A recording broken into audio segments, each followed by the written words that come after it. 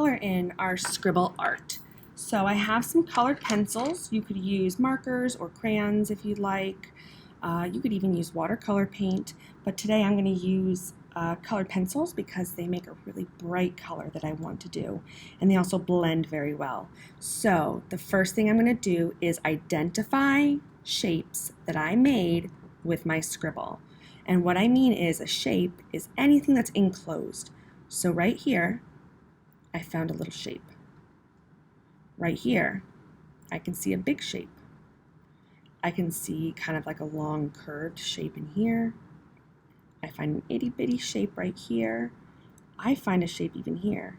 This is a really big one that kind of goes right around and curves right around.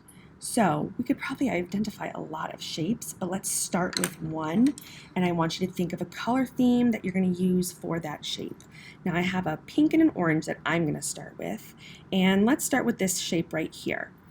And instead of just coloring it in a solid color, I want you to think about patterns that you can do or blending your colors together.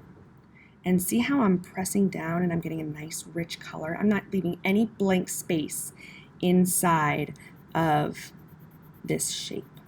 So I'm going in and see how I'm making a pattern with these colors.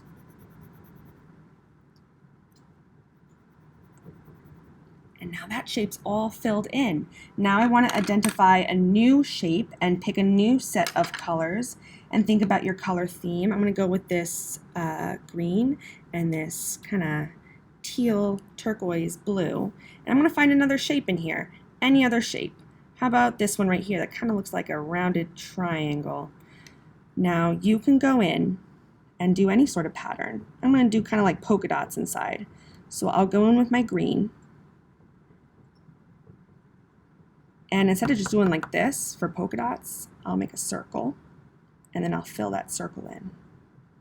And I'll make it all around that shape.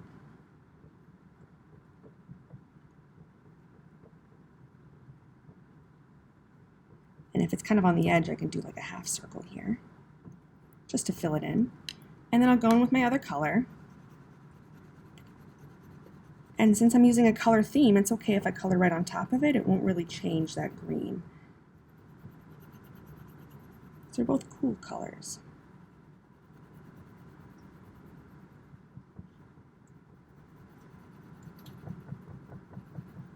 And there's the pattern for this shape. Think about all the different patterns that you could do. You could do polka dots, stripes, zigzag lines. You can do all sorts of things. I will do one more for you guys, and then I want to see you and your finished product. So I'm going to do this blue and this light blue together. I'm going to find one more shape. Let's do this one down here. What could I do? I could even do, let's do zigzag like I talked about. So I'll fill in a zigzag section like this with my light blue. And then I'm going to do a zigzag in dark blue right across and fill that in with the dark blue. And remember, we're going in a pattern.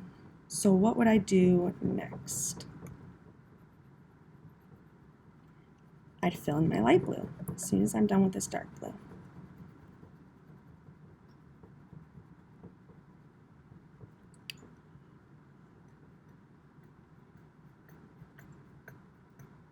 I guess I'm going all the way across. I don't want to go into this little space right here because that's a whole different shape that I made. So try and think about where your shape is, if it's kind of curvy, if it goes around, if it's more like an oval. Sometimes there might be like a square type of shape. That's up to you to identify where your shapes are, which ones you're going to fill in with which colors and what type of patterns. So as you can see, I'm filling it in and I'm doing my light blue, so next would be my dark blue. But now I want you to go off on your own and fill in as much as you can, and let's see how it looks.